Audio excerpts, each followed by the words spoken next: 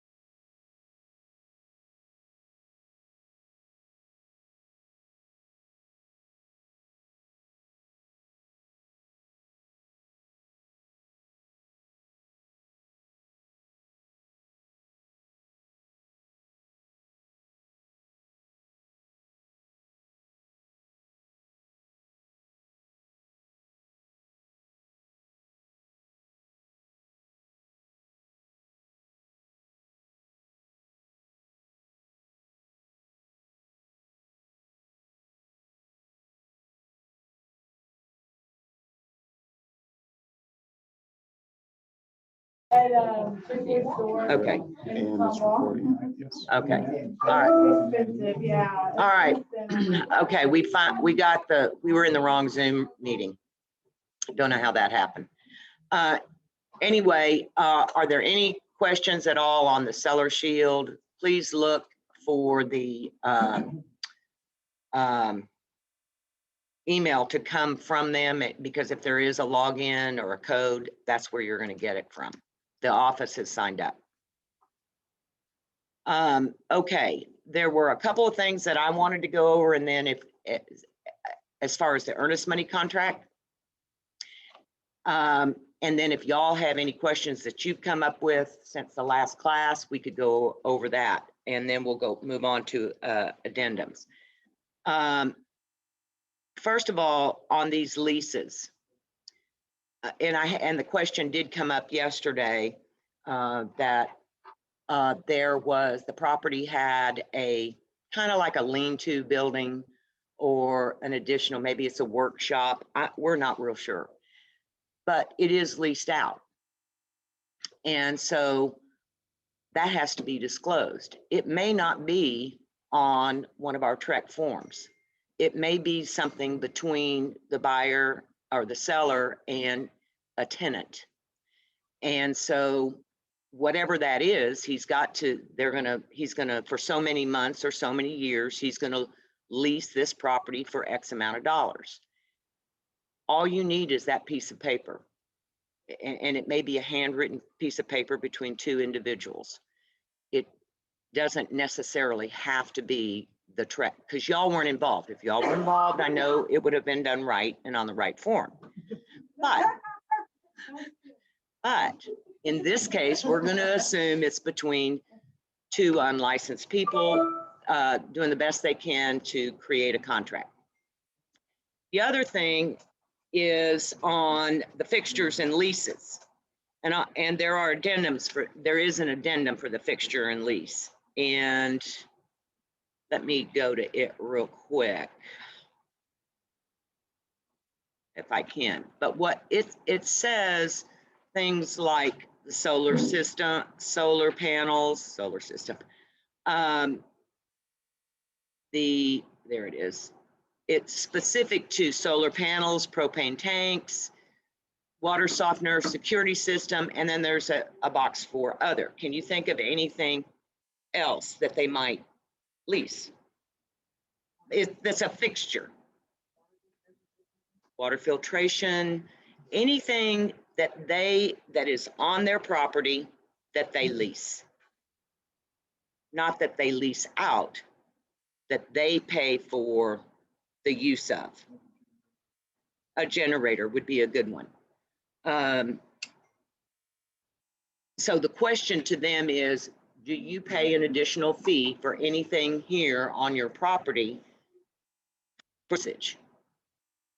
I ran across this and I really don't know what the answer, let me think it through, but there on this property I showed, there was, no, I think it would go under natural resources. a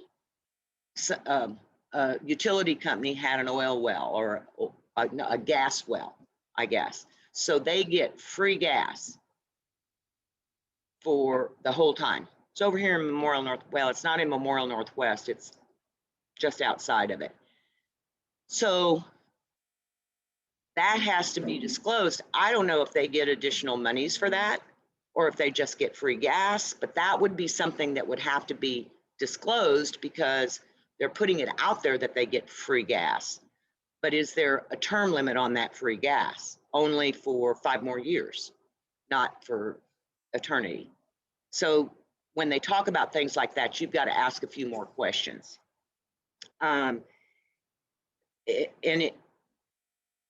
they're leasing a security system, they have a contract.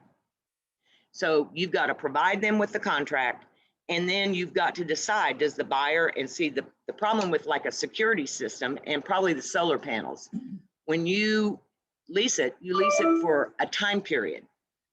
So you're guaranteeing that you're going to pay for 5 years, you're going to pay $23.50 for the security system.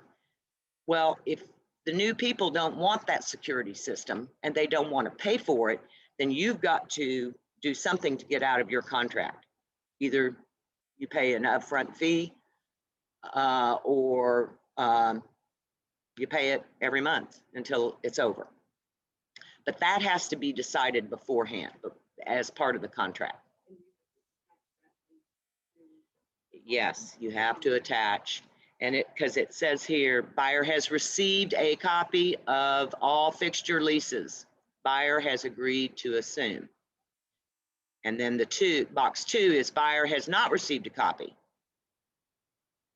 Up here, it says prior to closing, and I would do this right off the bat.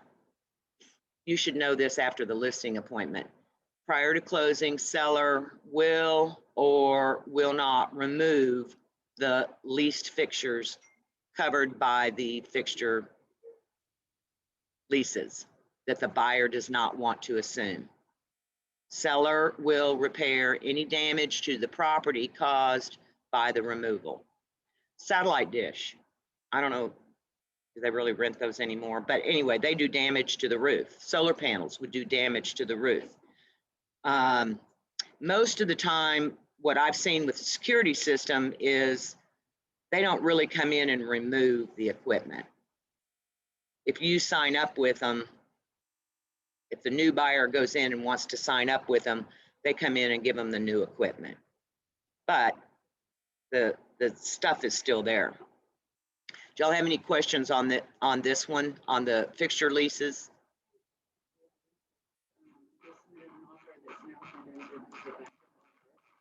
Residential lease, the buyer does not want to buy the property until the lease ends, and the tenant is out, and the lease ends on July 31st. Do I need to provide that buyer with a copy of the lease, even though his closing date is not until August? The lease will be up. Okay, the question is, they can't hear here. So the question is, there's a contract, they've negotiated, the buyer does not want to deal with a tenant in the property, so he wants to close after the tenant has moved out. And the question? Well, we did the residential lease because it's in effect right now. We did that addendum, but then we also have the closing date afterwards and saying that, in special provisions that he will not complete the purchase until the tenant is out. Does he need a copy of that lease, even though it's going to be null and void by the time? No, I don't think, personally, no, it doesn't pertain to him. He's not going to be taking over. He's not going to be getting any of, yes. If you're on the buyer's side of that, you definitely want a copy of the landlord's intent not to renew. Because even though the lease ends on the 31st, you have to provide notice to either side, 30 days notice. Whatever the lease says, the averages. Whatever you want a copy of that notification so that you know the tenant is aware. If they say, well, my contract, the lease is up, but they didn't give notice, and the lease actually carries over. So That is correct. You do from the listing side, you've got to make sure that all the notices per the lease have been fulfilled. And you need to provide that to the buyer's agent, to provide to the buyer. And that's something you would, as a buyer's agent, you would ask the listing agent for if they haven't provided it for you. You can't assume, you know, we've got one going on now that he has delayed closing.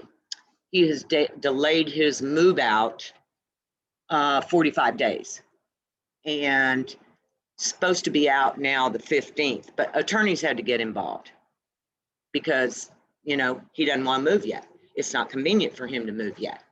And so we're going to have to go through the whole legal process to get him out.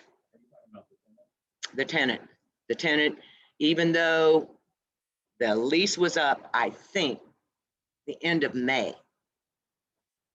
He was given his proper notice.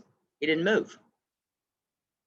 So you have the, you know, you can't assume they're going to move on time. You have to do a 3-day notice and do the eviction. What if they don't move? I mean, can't the owner just say, hey, you know, your lease is $1,200 now, but it's $2,000 next month? Well, it depends on how you wrote the lease. If you wrote the lease, there's a holdover fee. Or you can put in there, especially if you know you're going to want to sell the property at a certain time. I've seen it where they say on the lease that the rent's $1,500. At any time it goes month to month, it's a 1-year lease, and if it goes month to month, the rent is increased by $200. If you re-sign a lease, it will be $1,500. It encourages them to re-sign a lease. So in that instance, if they don't move, they have already agreed to pay $200 more. They're month to month.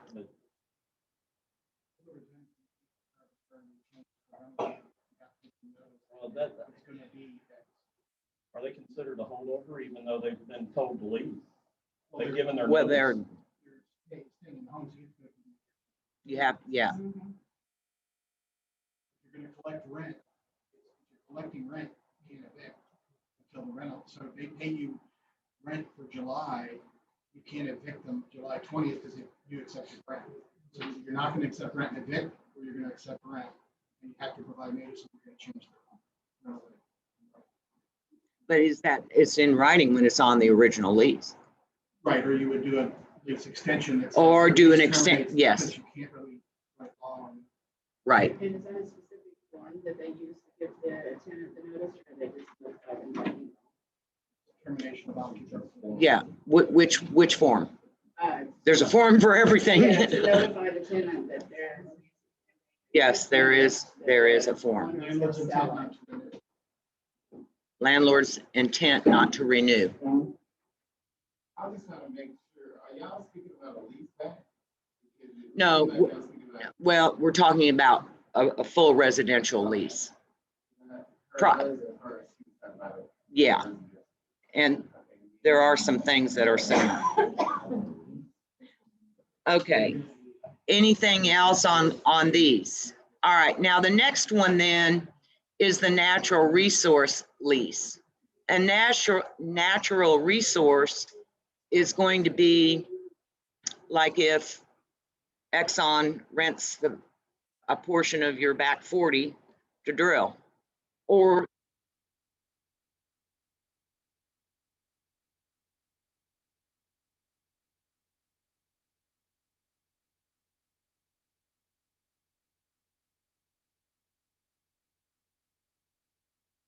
the option, should they ever decide to want to drill, that they're going to have access to the property. There might be, I've seen it where the telephone towers or the internet towers, those big towers, they go in and lease land. That would be considered a natural resource lease.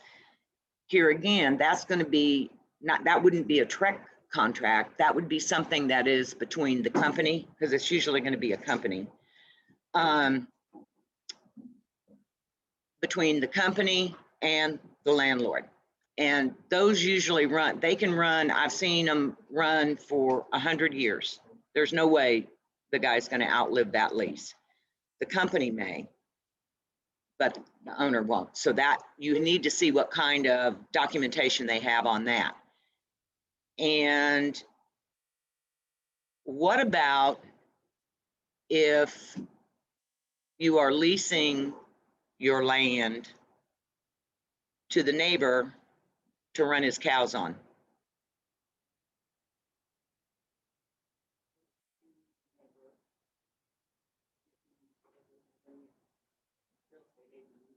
Correct. We're going to assume on this thing they didn't, well, we wouldn't do that anyway. We don't get into leasing cows.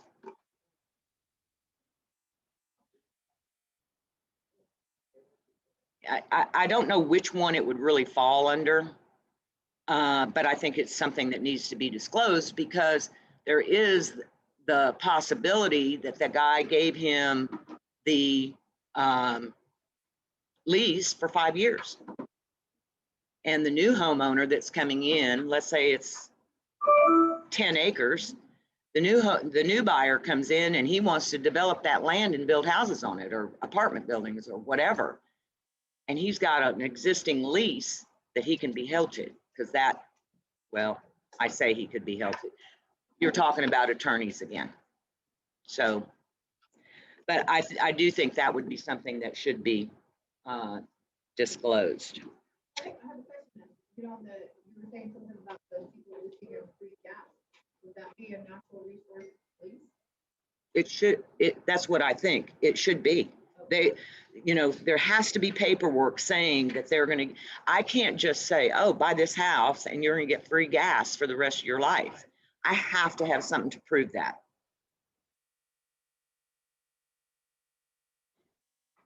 And then the other thing that I wanted to go over is objections on the title policy, from the title policy. And we see you guys typing in residential use. And a couple things I wanted to bring to your attention. This is a residential contract, so it's not necessary. But if you read what it says, what's going on? Oh, if you read actually what it says, it's saying when you fill in residential there, it's saying prohibit the use for residential. In other words, it's saying you can't use it for residential. You have to really read it and go over it and break it down. But it's prohibiting the use for residential or activity. In other words, I think you want to say that if they prohibited putting in a swimming pool, that would be, I would think, an activity or a basketball. Is there anything else that any of y'all are having any issues or questions on the actual contract? Oh, I know you are. You're just not speaking up. You have a question, Tommy? Yeah. I know on financing on FHA, property doesn't appraise. What about on a convention? We're gonna go over those forms here in a minute. Those are the next forms I'm getting into. If there's nothing else on the contract,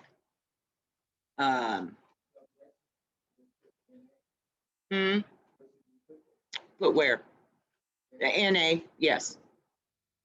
Unless there's something commercial use you want, if you don't want to have it used for commercial. But I wouldn't put anything in there unless there's something that, you know, you're afraid that it's going to go commercial. You want to prohibit the use of it going commercial. Oh, I was going to show you a contract, but I didn't upload it, so that's okay. But I got one one of y'all got one the other day that was completely handwritten and you couldn't read a word on it.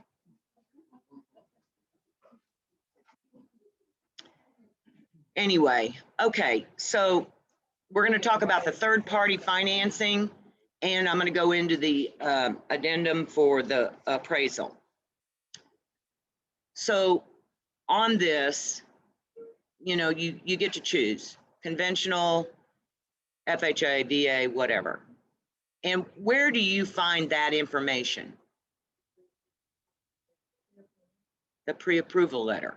So you're not picking the loan for the people, the lender is picking the loan. And there should be other terms on there. You should be able to see how much they're approved for, a loan to value. They're going to have to put down, you know, they may say 80-20 or 95-5, whatever that is, that's how you get to your numbers on the first page, their down payment and how much they're going to finance. And that's true on all of these contracts. If it's 100% VA, then that's what you're financing there. Down here, financing approval, buyer approval, 21 days is a fair amount. But if you want to be sure, I mean, that's leaving it open, and I know y'all are negotiating contracts, but you need to check with the lender and find out, have you been working with these people for, you know, 6 months? So you know that you've verified everything, you've got everything in writing, and we can have full approval.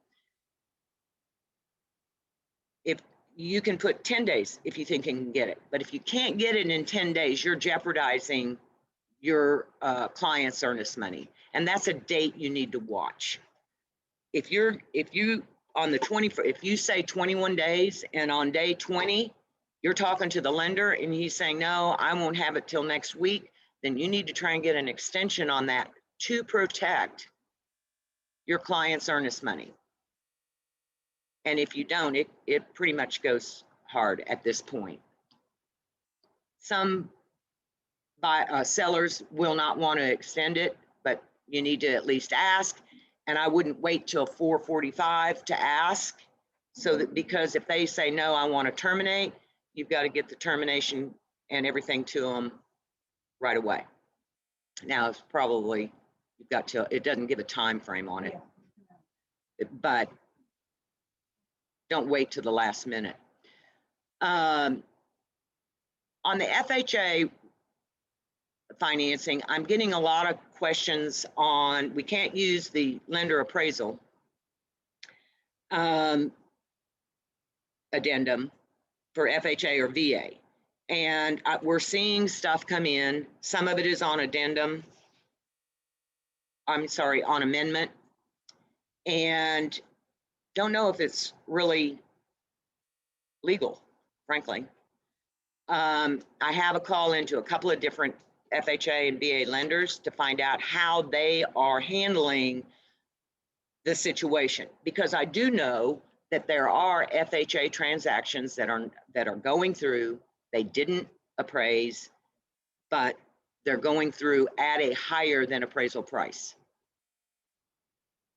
And the one thing that it says here, it is expressly agreed that notwithstanding any other provision of this contract, the purchaser shall not be obligated. But it says, notwithstanding any other provision. So I'm trying to find out, what other provision is it that you can do? Now, I've gone to legal seminars. They say if the one party sends an email to the other party, and the only parties of this contract are the buyer and the seller, stating, I will buy your refrigerator for $200 and we'll do a bill of sale. That's a contract. It would hold up. I will sell you my house for $500,000, and all the other terms and conditions that we have agreed to. That's making a contract when it's from the buyer to the seller. It has been held up in court. Even if it's not. That's why I tell y'all, don't forward an email from your client to the other agent, because you're creating that contract, okay? by doing it. Contract, the email is going to come to you. You, in this case, if you want it to be a contract, then you could directly pass it on. But if you're in negotiation and you're, you know, how many times have you accepted an offer and you're waiting on signatures and you get another contract that's better and you have nothing but your little email? And if it's something you've passed on from the seller directly to the buyer, it can be upheld if they push it. But if it's just from you, and if you have the little disclaimer at the bottom saying, you know, communication regarding any transaction from me does not constitute a contract, you're pretty safe. So we have to be careful in our communication there. So what I'm trying to find out is, I know of agents that have sent an email to the other agent and saying, look, we will guarantee $5,000 above the appraisal price, or $10,000 above the appraisal price. The appraisal price, not the sales price, the appraisal price. That's a scary place to be. But there was nothing in writing other than the agent's email, and it's not contractual. However, that is what they did when it didn't appraise. They paid $5,000 more than the appraised price. I've seen some come through on an amendment saying on the FHA contract, you can't send this form to the lender though, because they're going to kick it. That they are agreeing to pay up to $10,000 above, but above appraised price. You know, you're practicing law. Can you put that in your contract? Where? Under like special provisions? No, you're practicing law. You can't really do it. I'm going to see what the lenders are getting, and all three that I talked to are taking it to their underwriters, which tells me they're not seeing the paperwork. Now, that doesn't mean that you can't, just because if the house doesn't appraise, doesn't mean the contract's going to terminate automatically and everybody's going their separate ways and earnest money's refunded to the buyer. The buyer wants the house, seller wants to sell, let's get them together. Buyer may not have all the money and seller may not want to go all the way down to appraised price, but there should be a happy medium, or there could be. So that's what the goal is to try and find that medium place. As I will send out an email when I get the information back from the lenders, how they're handling this, because this form doesn't apply to FHA or VA. Tammy. How does that affect the town policy?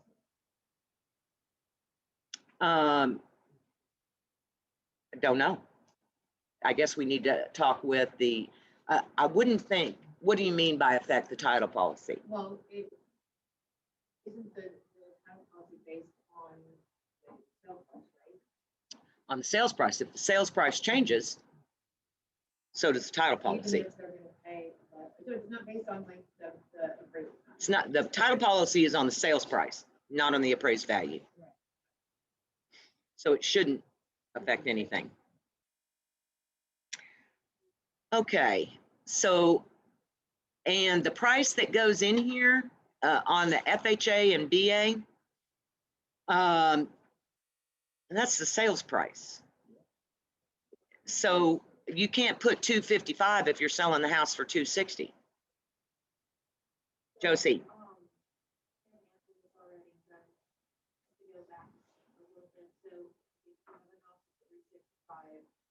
Listed at 365, and you know it's getting more, and your buyer wants to offer 15 grand over, so it's FHA. So we can't do the partial waiver because it's FHA.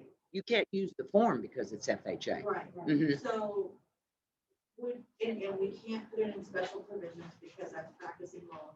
So are we only able to put that amount into where it asks for, I guess wherever you're at, where it talks about, you know, you give the down payment and then what the loan amount is going to be, which gives you the total of the sale. Correct. So that's the only place that it can go? That's right. Okay.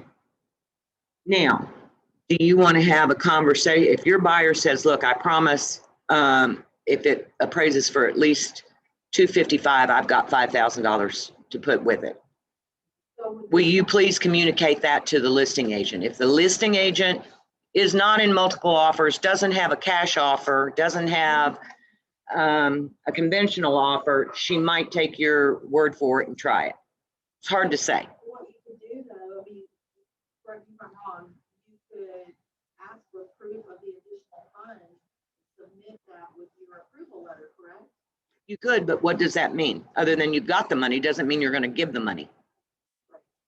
So, And let's just be honest, if you have multiple offers, you're not gonna pick the FHA offer, I hate to say it, but it's true. unfortunately, right now, Yeah, so we're really talking about something that's not gonna happen. It's just not gonna happen. I have seen it where they have, and let me go back to what Tamla just said. She's 100% right. The experienced listing agent right now is not, because of the appraisal issues, not going to advise their client to take the FHA or VA because they have to appraise. Unfortunately, we have agents out there that are not as experienced as y'all, and they don't understand. And you may get lucky and get one through. Law.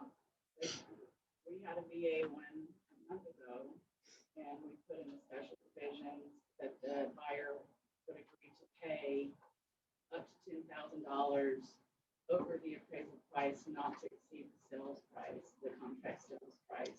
That's practicing law. Yes, ma'am. If you're going to do it, you need to do it on an amendment. And I'm surprised the lender didn't kick that contract out. But, It was a VA lender, but you know, they probably didn't understand it either. I don't know. And then we still are seeing contracts come through with a TILA form. And you don't need that form anymore unless it's the TILA, T-I-L-A, I believe. And what it is it's giving authorization for the title company and the mortgage company to communicate with you throughout the transaction. It authorizes you to get a closing statement. The buyer and seller are giving permission, but it's in the third-party financing. those lenders don't follow that. I understand, you just have to send it to them, but they don't follow the TILA form either, is my point. They don't, they hide any reason not to talk to the selling agent because you're the one that's upset because they haven't closed. The only time you would want to use that form is if it's like an owner finance, even on a cash, even though there isn't a lender, there's still a mortgage, title company involved. So you want to be able to communicate with them and get the HUD. But other than that, when these contracts are, you're using the third-party financing, you do not need the TILA form. I'm just trying to save you a form because I add so many forms to you. Okay, that was on. Do you have any questions on the actual third party? Okay, now we're going to get into the addendum concerning the right to terminate. Okay. The first one is a complete waiver. And the buyer is saying, it doesn't matter, I'm going to buy this house for $250,000. And if it appraises for $150,000, I don't care, I'm buying this house. If it doesn't meet lender guidelines, I don't care, I'm buying this house. It does talk a little bit about, and that's, you're gonna need to see proof of funds. This is part of what you need to be doing if you're using this form, whether you're a listing agent or a buyer's agent. You both have clients to protect. So you need to be doing a CMA and know where you are, in your best opinion. Are you gonna get it right on? No, but you need to know that you're not selling a $150,000 house for $250,000. You're gonna have a hard time getting, unless you get a complete waiver. So that would, typically in this situation, and number one, when you check number one, if the property doesn't appraise, you have a real happy seller and a very unhappy buyer. I've seen them come in $60,000, $70,000 low, and they've checked number one. Now, do y'all have any questions? That one is pretty easy. That's the easiest one, I think, of all of them. On number two, that's the partial waiver. And I'm going to try and do the without a chalkboard, but let's just say, it said, okay, first of all, it says, property approval is not obtained because the opinion of value in the appraisal does not satisfy lending underwriting requirements, and the opinion of value is X or more. So let's say that you're asking $250 and you get an offer for $260. What you're doing here is creating a contingency. You're saying that whatever number I fill in there or more, we're going to accept that. You just set the minimum of what the house has to appraise for. You're setting a minimum. That's it. So if you say 245 and it appraises at 246, you're good. If it appraises at 242, not so good. That's why you needed to be doing your market analysis and making sure for both parties. Now, that said, you're not that far off of, what you can then go in and renegotiate. It does say, yes, terminate. If the seller doesn't want, he's bound and determined that he wants the 260 and he's not going to take the 242 or any combination thereof, then you're putting the house back on the market and hope you get a different appraiser with a different opinion. And that happens.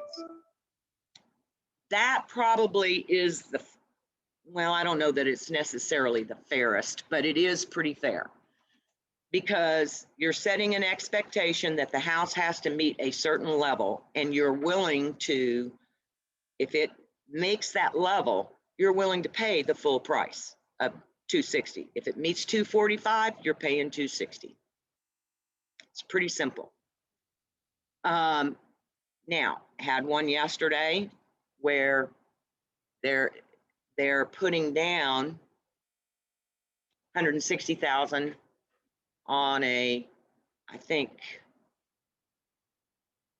360. I can't remember the numbers. They're putting down $160,000, which was more than 20%. 20% was going to be $136,000.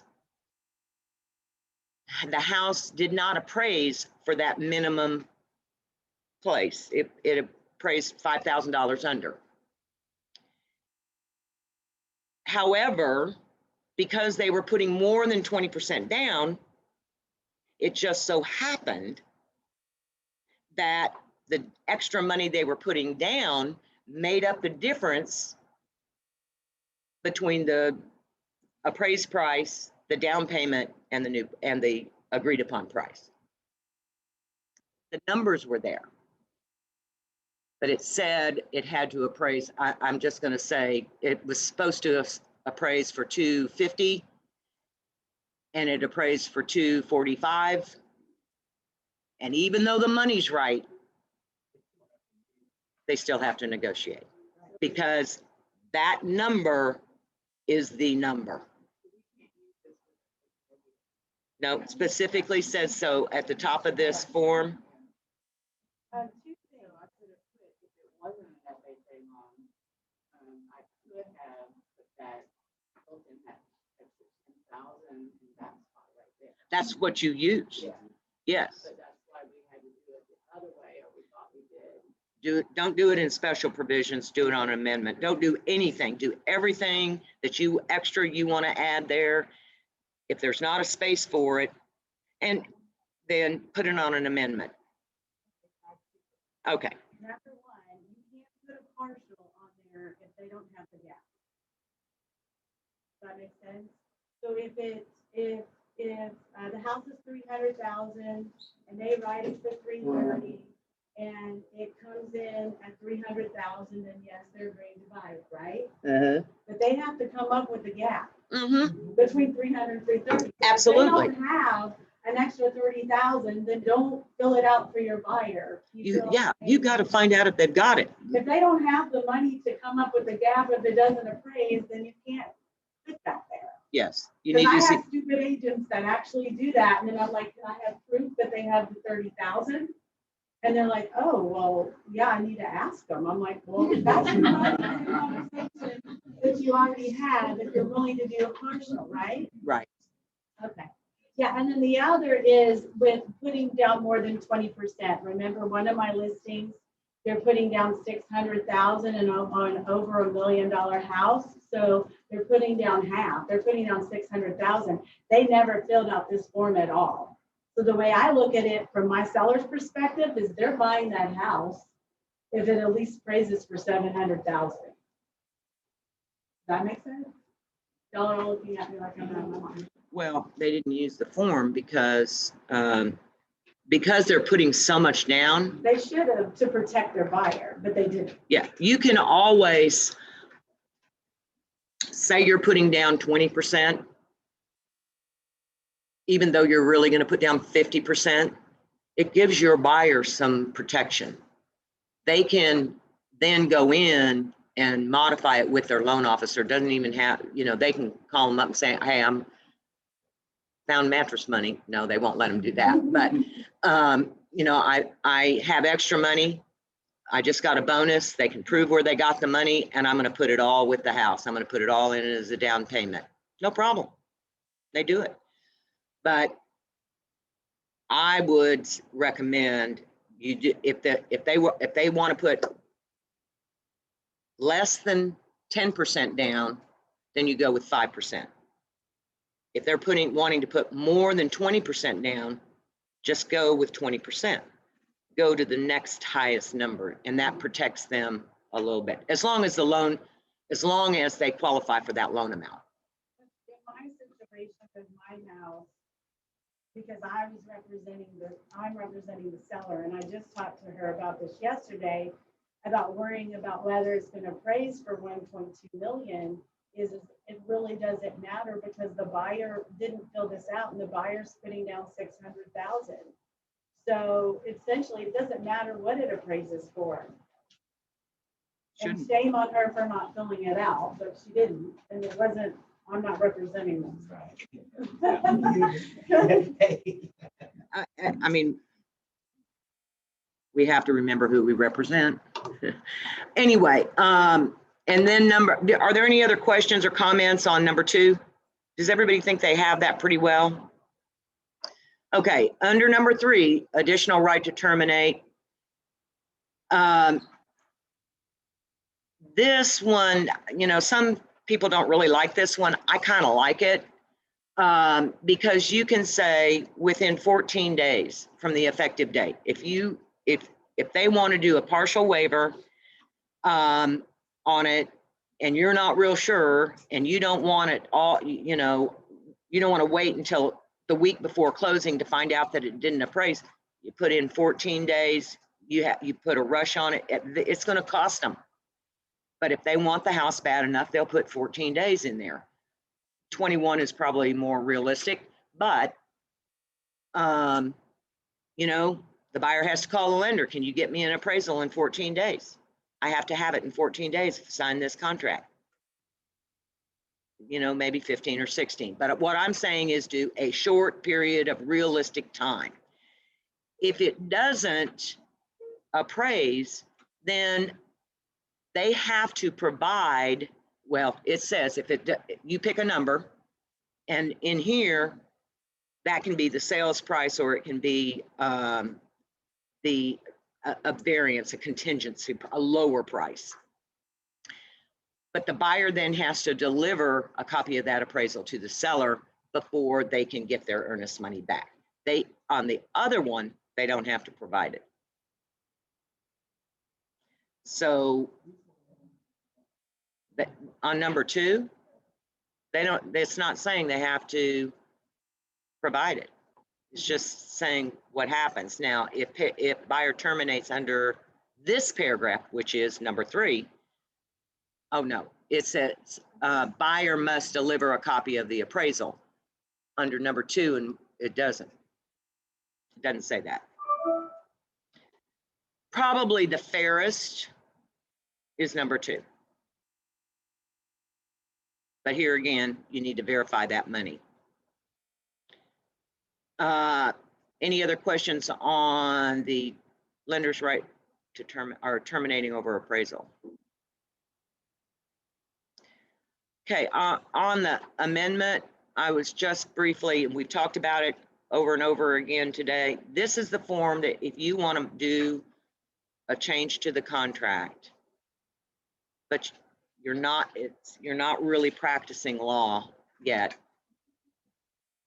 It does say other modifications here, and this is where you would insert only factual statements and business details. So this is where you could put, but, you know, seller is willing to pay, or buyer is willing to pay X amount of dollars over FHA appraisal. Don't know if that's going to work. And my concern is this, until I get some more clarification on it. Whenever you do something like this, let's say you go ahead and you put that in there and you say, you know, buyer's going to agrees to pay $10,000 more in appraisal. Well, we get down and he's going to have to come up with that $10,000, or he's going to lose his earnest money. And he takes it to an attorney and says, can you get me out of this contract? And he says, well, that paragraph right there, that sentence right there isn't legal. Can't do that. So it, you know, they will, and I don't know if it is or not. That's up to an attorney to decide. But anytime we start changing the terms of the contract and adding our own conditions, we're practicing law. And TREC really doesn't want us doing that. I'm seeing so many of these offers come in, and buyer's agents they're saying, hey, we're not going to do an option period. We're not going to do accept inspections. We're going to accept the house as is. You know, stuff like that. Okay. Once the market gets to when this bubble happens at some point in time that we all know may happen, and then these buyers who bought these houses under the conditions that put the buyer in such a negative position, don't you think that's going to come back on some of these agents? I think so. Even though it's written and the agent is saying, hey, in this market, you got to do X, Y, and Z to get this house, and you got to waive this, you got to waive that. Do you think that? Yeah, I do. I think it's going to, and I think it's going to come back sooner than later. Yeah. Yeah. It's just, I'd like a fair warning to anybody that does that, because I know that we've all probably missed out on our buyers on getting the deal, and then you find out later on that the person that beat you out on that deal did some, we waived the option period, we waived inspections as is, all that stuff. That stuff is just going to come back and bite them in the butt. I would rather see you have the buyer pay the title policy. Yeah. Shorten your option period. These inspectors can get out there and do it in 4 days. Make it a larger amount. I had one come in for $1,500. You know, that's a pretty serious buyer. Okay. rather than waive it, give them more money. It's going to credit, but you're their eyes. They walk through and they see, oh, I like the color of the paint. And you need to be looking at the roof and the holes in the wall and the carpet that's torn. They're not seeing it. As long as you point it out to them and say, well, this carpet could certainly stand to be replaced. Oh yeah, but you know, I don't care. I got extra money. I can do that. As long as you're pointing it out to them and telling them, oh, did you see that crack in the ceiling or the water leak? Or, you know, you're doing your job. You need, because they are seeing through buyer eyes, and they get real when you walk them through it with an inspector, and the inspector is doing this, what you should have been doing. And they're going, why did you let me buy this house? Didn't you see this? This house is a money pit. So be upfront with them. If they say, no, I don't want to do inspections, we have a waiver of inspection, get it signed, talk to them, send them an email. I really think you should be getting an inspection done, that I saw some items or some issues and I don't want to get you stuck down the road. It's the only way you're going to prevent something like what Shane is talking about, and then upload it into the document storage, so that when they do come back on you, you say, but here, remember this email and remember this form. We should be suggesting those things. Well, they're going to ask you, what else can I do? And these are things you can do. I don't recommend them, and here's why. Okay, so back to that whole situation, Bill. So this is an investor, lives in California. I walked the house, took pictures of the house. He just wants to buy the house, he's gonna remodel it if he wins the contract. Wanted to waive the inspections. We looked for the form, could not find the form. What is that form number? Because I'll get it. I don't know it off the top of my head, but I will. Border protection, get a home inspection. I Yeah. made him initial that. Yeah. That's the only thing I could find. That's fine. Okay. You know, you've notified him to get an inspection. He doesn't have to, you know, jump through any other hoops. But you've told him, same thing. You know, if they say, no, I don't need a title policy, I'll just go to an attorney. Get them the form that says why you need to have an abstract. We do title And the waiver insurance. survey as well. Yeah, unfortunately, they do that. I've heard of agents that are not doing the option period and then doing an inspection and then terminating under the finance addendum. They can, and that's how they're doing it. Yeah. Yeah. and I was Because gonna bring that up. It says on that third party financing addendum up to 21 days or whatever you put in there. Okay, you do your inspections and you come back and you say, I'm sorry, I can't get approved. You're out. And that happened to me with one of my listings where the agent put a complete waiver and he did 0 days for an inspections, Mhm. right?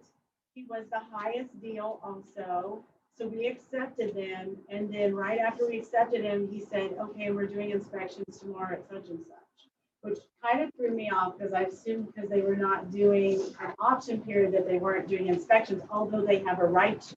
Yes. So he did it, and then, of course, he put our feet under the fire because he was pissed at his agent because he found a bunch of stuff and he had no recourse to be able to do it. So now I ask as a listing agent, if they're going to put 0, then are you willing to fill out the form saying that they're not doing inspections? If they are going to still do inspections, then I want some option period on there. Because it actually was worse that he did them and wanted the stuff and there was no option period. It actually made it worse. It busted the deal and we agreed to half the earnest money between the buyer and seller so that we could move on and sell the house because, you know, otherwise it was kind of held up.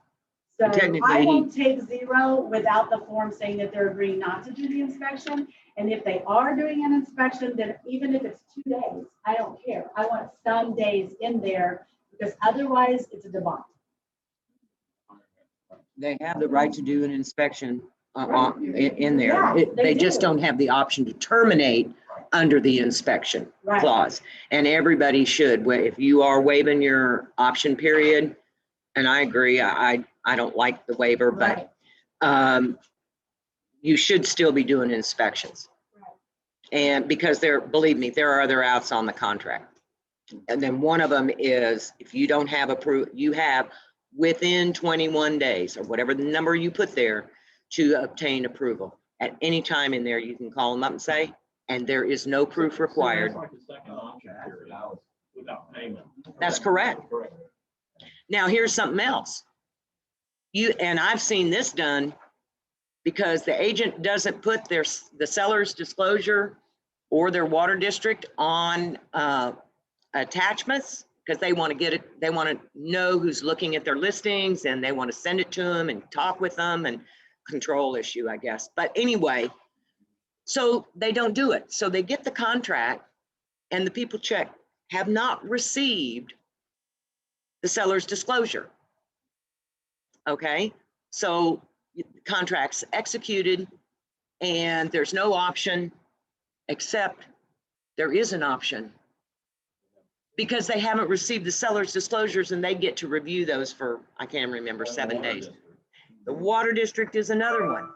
Those are probably, I never, ever sign off or let my clients sign off on a contract that doesn't, if it's in a water district or without the seller's disclosure.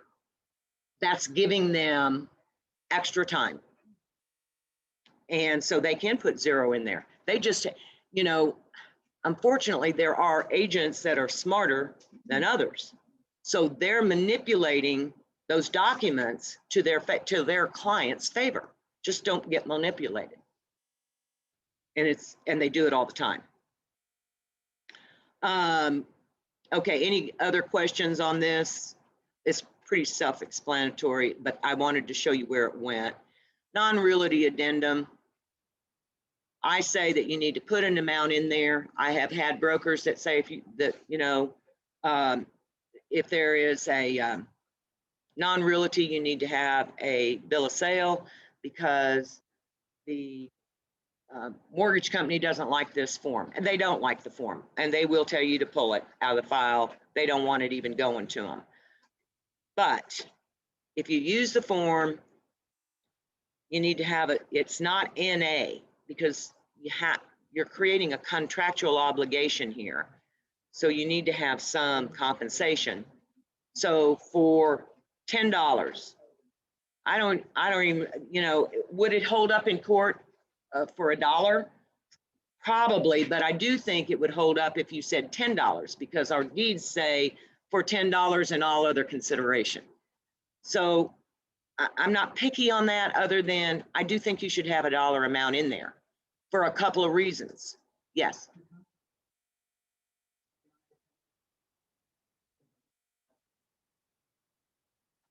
I agree, but I've heard it both ways, and it depends on which class you go to.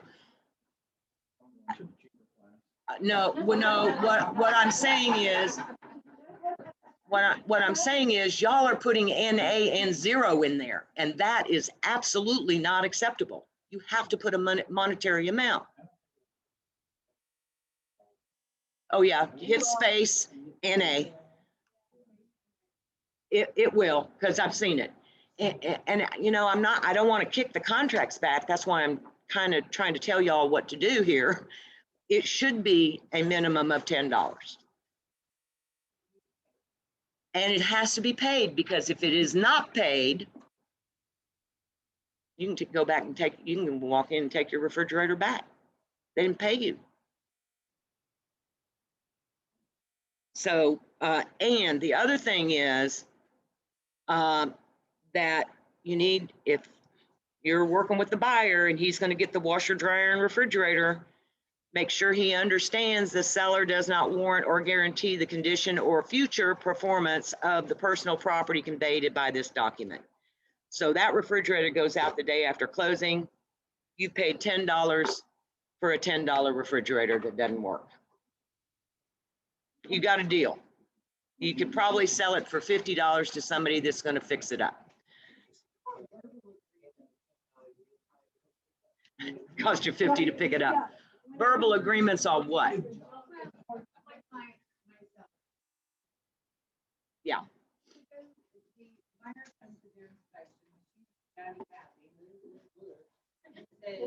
Oh, hey, for what you offered us, I think we'll just throw in the 2 refrigerators with washer and dryer.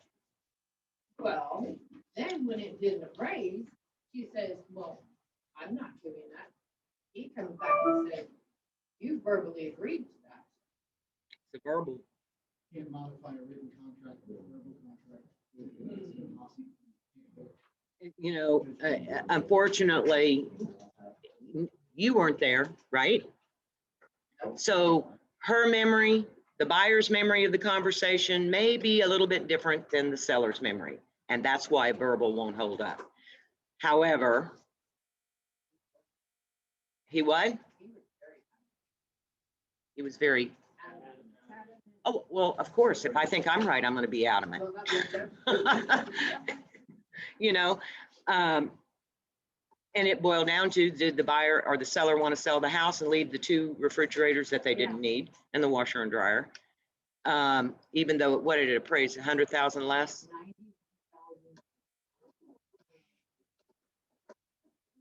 In all fairness to Tammy, it was her seller.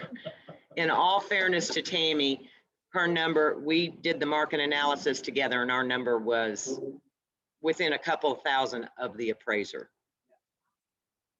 So it wasn't us that overpriced the listing.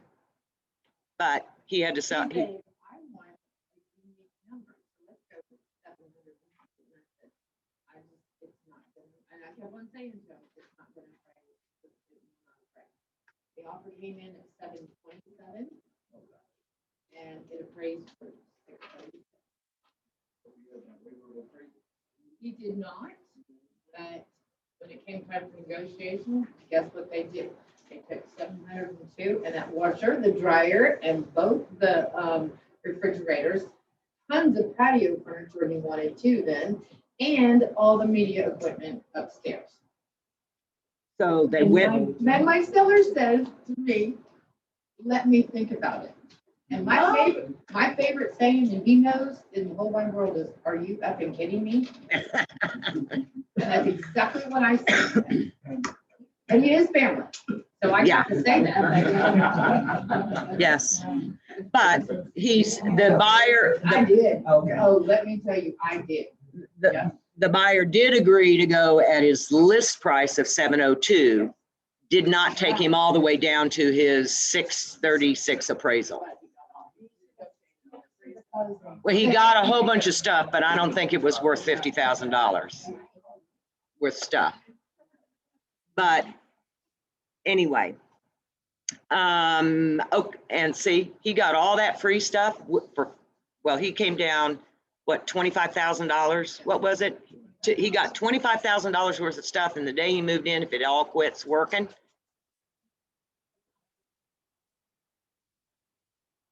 All right. Any questions on that? Anything else? Yes, Tommy. I know refrigerators are not included. But if the house is empty and the refrigerator and everything is photographed, is this supposed to be in exclusion? Doesn't have to be in exclusions, but if it's staying, it definitely has to be on a non-realty. Yeah. And I'm glad you brought that up. Let me think where I was gonna go with that. Oh, when you put, it still has to be, that's when you put it on MLS, washer and dryer included, refrigerator included, you still have to put it on a non-realty. Because what they're saying is it's included, but if you don't want it, then you're not going to ask for it. They need to, you don't want the responsibility of hauling off. You take a look at it and you go, that was built in 59, you know? I They don't, put that in another part of the contract and don't put it on the non-realty. well, I had that bite me one time. they put, well, that there again, you're not supposed to be putting anything in special provision. So that's the only place I can think they would put it. I think that's where they put it. I don't remember, and I missed it. Yeah. And they asked for washer, dryer, refrigerator, and I missed it. I ended up buying a washer, dryer, and refrigerator. Yeah, we need to be reading the contracts. But no, it should be on a non-realty, okay? If it I says, should have bought it and just had the other agents split it. yeah, for not putting it on the proper form. Because that's why they have these forms. Some of them is to alert you to there is a condition here that we're creating. And there is a form, and anytime you put something in special provisions, when there is a form, you're practicing law again.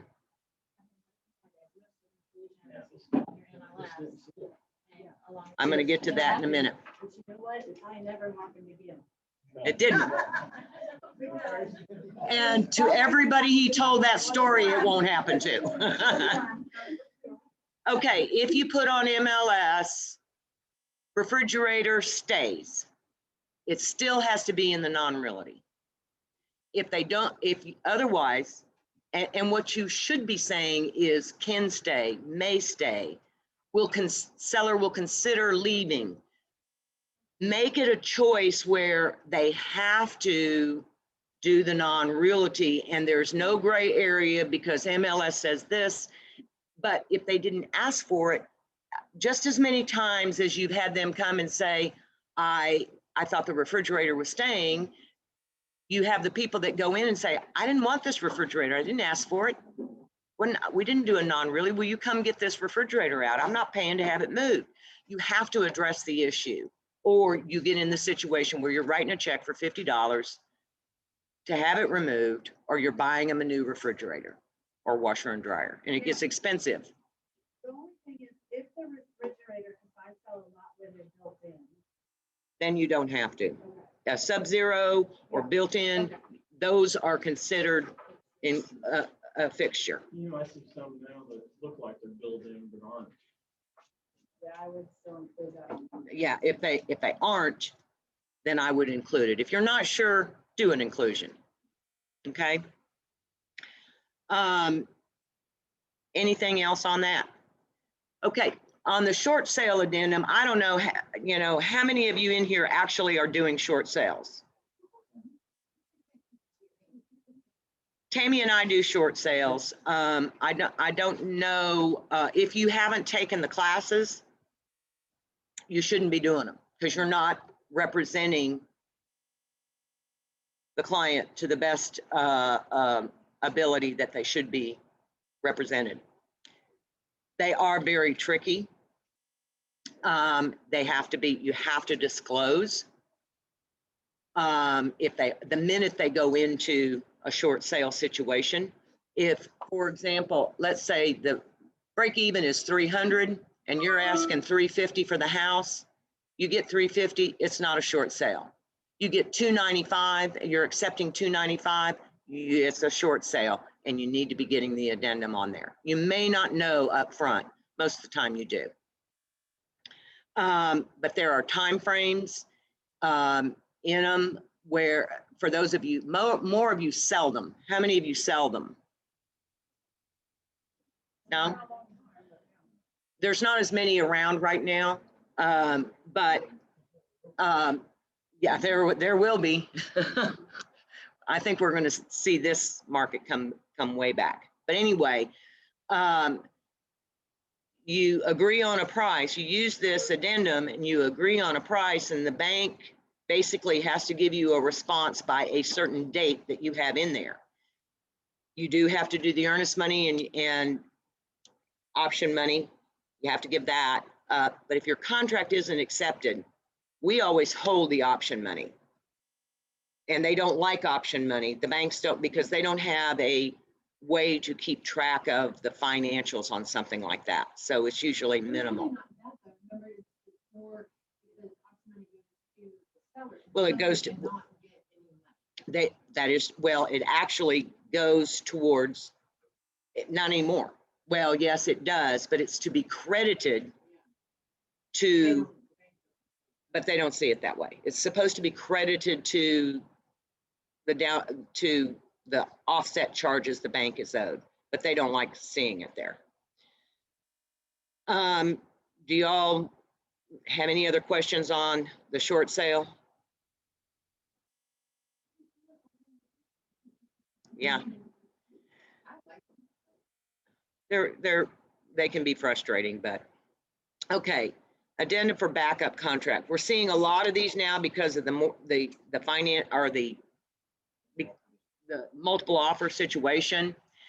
On this form, you do have to provide them the earnest money and the option fee. And it's contingent upon, this is spelling it out, contingent upon the termination of a previous contract. Dated, and you have to find out what the date is. All this stuff is very important to be filled in. If the first contract does not terminate on or before, you pick the date. You can put it 2 weeks, 2 months. You have to take a look at what they say their option period time is and when it's supposed to close. And that will play off these dates. And the financing, correct. The backup contract terminates if it's not, if by that date on or before. So let's say you say August 1st, and you're rocking along and another house comes along and you like it, or your client likes it, and they now want to terminate this contract and go buy the other one. They can do that because it's on or before that date. So they would get their earnest money back. For the purposes of performance, the effective date is, for the backup contract, is modified to when they receive the notice that they have moved to first position. If the buyer has the unrestricted right to terminate the backup contract, the time for giving notice of termination begins on the effective date of the backup contract, the modified date. They aren't expecting you to go do inspections on a house you don't even know if you're going to get. And for the purpose of this addendum, time is of the essence. I've said to watch for that. That means these are drop dead dates. You have no variance here. Any questions on that? Any issues? This is addendum for sale of other property. What you're doing here is you're saying my buyer has a property he has sold. I recommend in this market that it is under contract, gone through the option period or the inspections, and it's ready to close. But it's going to close on or before a certain date. Whatever that closing date is, that's what you put in there. If the contingency is not satisfied or waived by the buyer by the above date, the contract will terminate automatically and the earnest money will be refunded to the buyer. So, and we'll get into the waiver, but on June 15th, if they haven't closed that house, contract terminates. Now, I know y'all don't work that closely on these dates. If it's going to close tomorrow instead of today, then okay, we're okay. You don't release the earnest money and put it back on the market. That's really not a problem, but it can happen. The waiver. Okay, if the seller accepts a written offer to sell the property, seller shall notify the buyer of such acceptance, and 2, that the seller requires the buyer to waive the contingency. Buyer must waive the contingency on or before the blank day after seller's notice. What would you say is a reasonable time to put in there?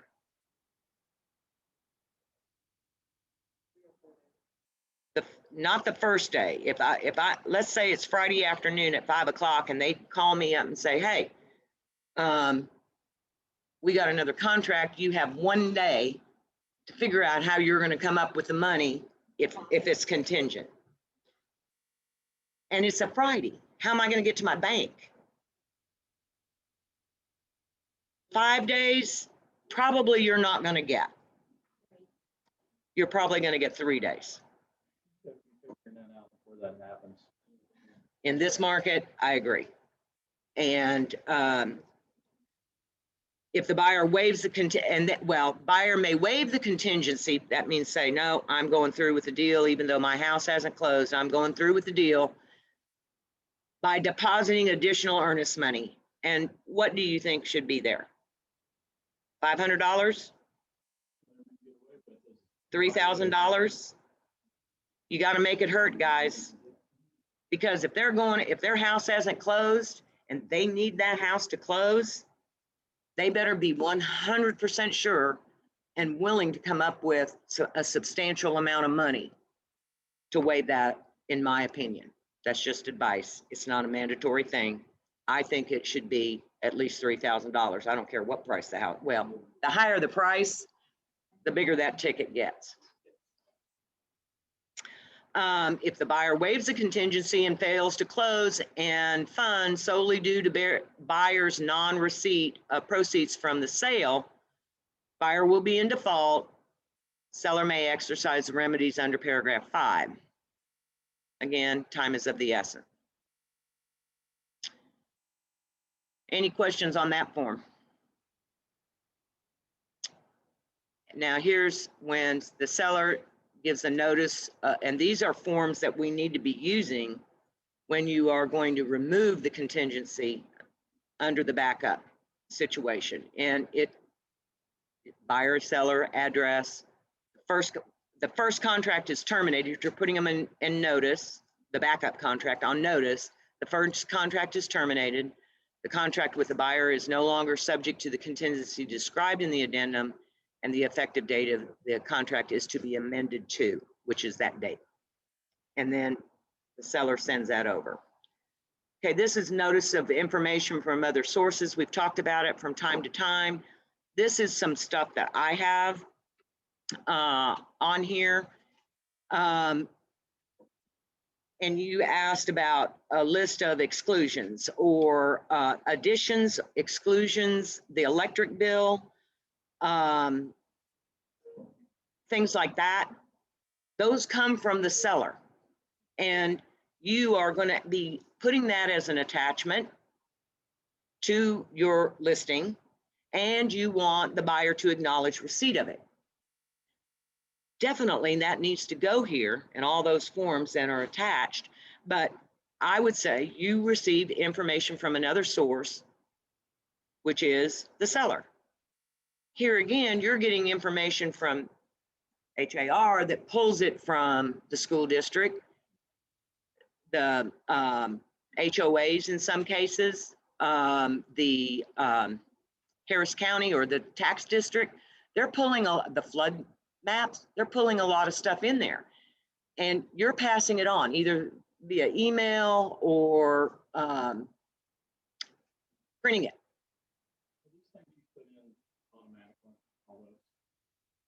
Pretty much. Yeah, in my template, and I can send this to anybody that wants it.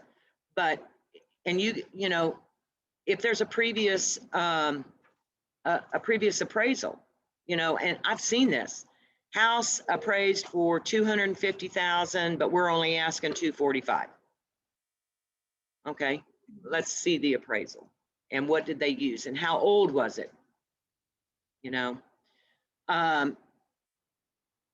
then I put in here, errors and omissions are possible. If you have any questions, you are advised to contact the appropriate source of the information in question.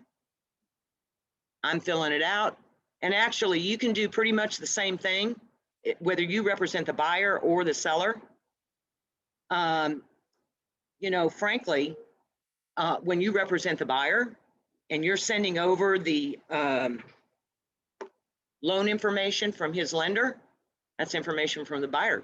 You don't, how many times has the other agent gotten upset with you because the buyer didn't get approved and you told them that they were because of the letter? It's not from you, that's from the buyer, and they got it from the lender. So you can think outside the box here and fill some of this stuff out. But you're advised to contact the people with the information, and then you get whoever, you can put the buyer's name, the seller's name, and it's real important to have it dated. When did you give them this notice? And it should be done at the very beginning. You know, a lot of times you send information in, in an email. And, something that I probably won't have attached to that form. Say that again. Something that I send them in an email that's information that I wouldn't necessarily have attached to that form. Well, things like that are going to happen, but there is stuff, the CMA. You've sent them the CMA. You should be sending it to the buyer or the seller. The net sheet. Right now, I think the net sheet's probably really important, because if they're looking to have to come up with extra money, let's see how much they need to know how much their closing costs are going to be. They have $50,000, they're putting 40,000 down. Is the 10,000 going to pay closing costs or under appraisal price? They need to know. So, but it's also saying that this information is, you did the best you could. You don't know what the title company is going to charge. You don't know what the mortgage company is going to charge. You're coming up with a good estimate as far as you can tell. And that's all you are required to do. But it's information you've gathered from other areas. Any other questions? The only other thing that I have seen come through, and I got it again, I think last week, where they put on there that, I don't know, they pay $1,000 more than the next highest bid. And we really can't do that. I know it's being done, but TREC considers it auctioning, and they do not think all parties are being treated fairly unless you tell all parties, this guy over here is willing to give $1,000 more than your price. And what are you going to say? Well, I'll give $2,000 more than his price. And then that creates the auction. And then you've got a third person, I'll give $5,000. It creates the auction. And, TREC says no. So be very careful doing that. You guys, it doesn't matter if you do it or you don't do it. It's wrong if you do it, if you don't get caught. But it's a commission. And you got to decide if it's worth it. If you get caught, that's when it becomes a problem. It's like with any of these things. Do y'all have any other questions on anything? Any other forms? Are you struggling with any issues?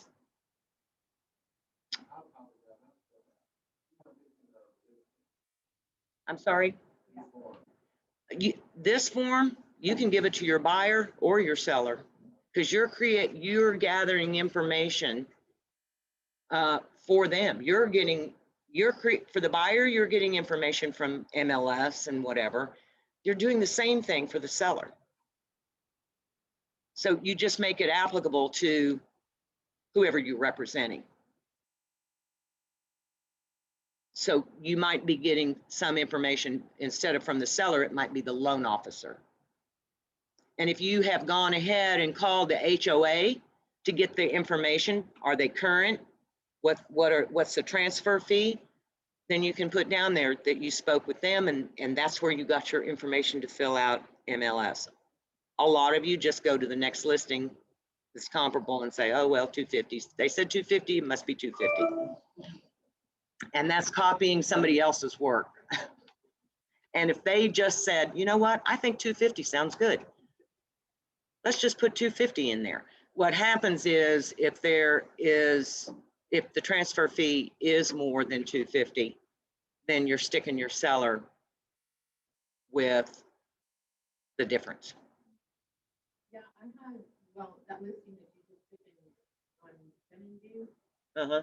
I went in and kind of did the same thing, but here was the problem, it's like, a couple of them said 250, and then a couple of them went 400, so it's like, I'm gonna call them right now, why such a big difference?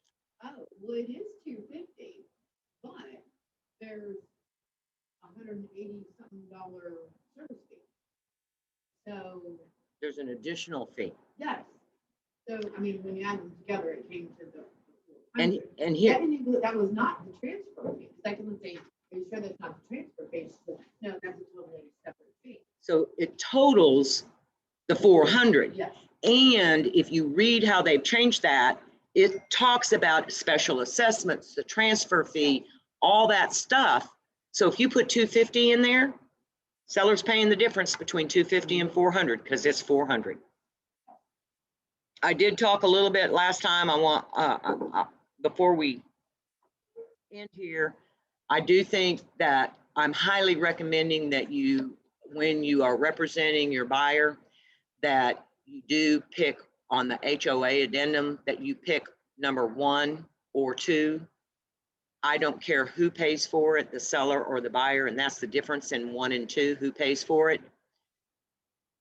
Because at the bottom, the title company is going to need that, the statement of accounts, and it costs them about the same amount. Whoever pays for it at the bottom is going to have to pay, should pay for it at the top. But you might as well get it for them and get them those extra days to terminate, to review. And it covers you because they have their, the deed, you can get the deed restrictions online. You can get a lot of the information online. I understand that. But it doesn't give them the statement of accounts and certain other information that's pertinent. And they might as well have, if they're going to pay for it the day before or a week, 2 weeks before closing, why not get it right away and get them that extra time to terminate the contract? It's another option to terminate. So if you're doing a no option, And who gets that? The title company or the listing agent say that again. or the buyer or Well, seller, I mean. Well, it goes, the way the systems work, all these HOAs are tied in to a certain system. I can't remember what it's called. And the information does go, the buyer has to go in there and pay for it, but then they have set up a link. So the buyer gets it once it's finished, but so does the the mortgage company, our title company. Yes.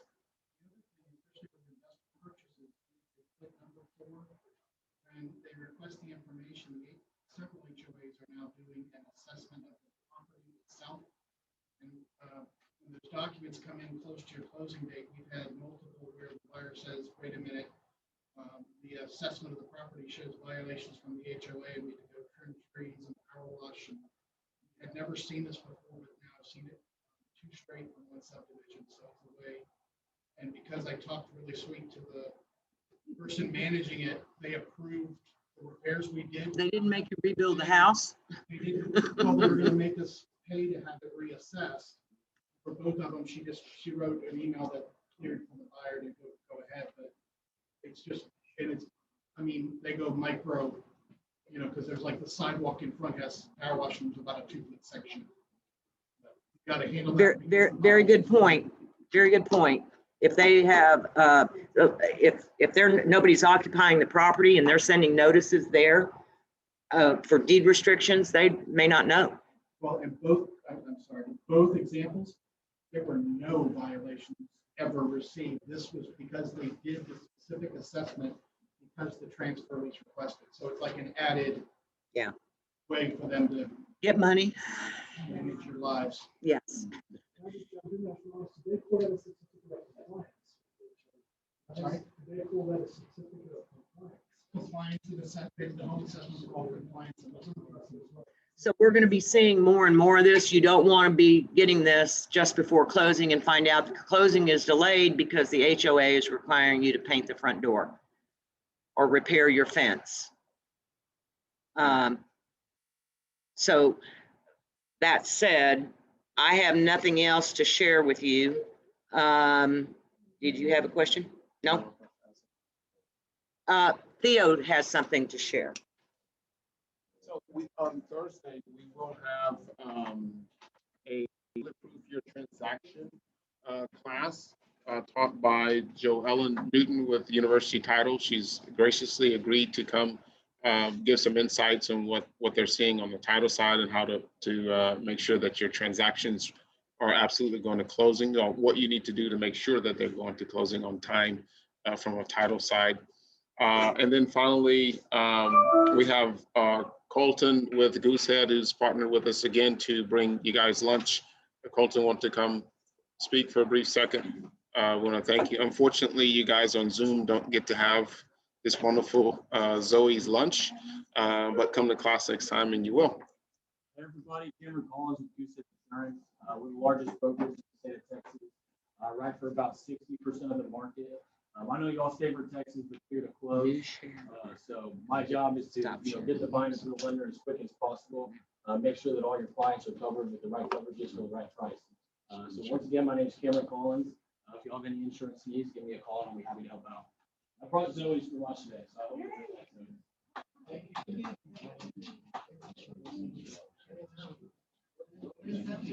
Okay.